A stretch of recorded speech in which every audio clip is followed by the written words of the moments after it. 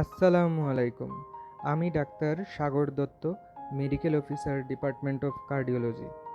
আজ আমরা দেখব একটি গুরুত্বপূর্ণ প্রক্রিয়া, হার্টের এনজিওগ্রাম পরীক্ষা, যা সম্পাদন করেছেন doctor Mohammad Sharifuddin sir, assistant professor, department of cardiology, north east medical college hospital, Sylhet.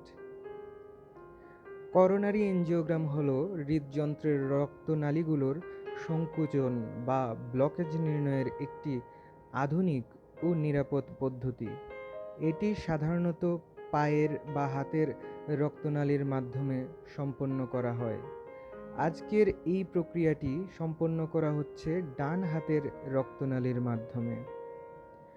প্রথমে রোগীর ডান হাত অ্যান্টিসেপটিক সলিউশন দিয়ে ভালোভাবে ধুয়ে জীবাণুমুক্ত ড্রেপিং করা হয়।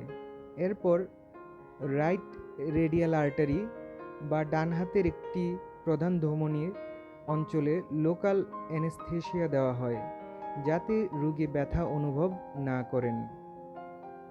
এরপর রেডিয়াল আর্টারিতে ভাস্কুলার অ্যাক্সেস শীথ প্রবেশ করানো হয়।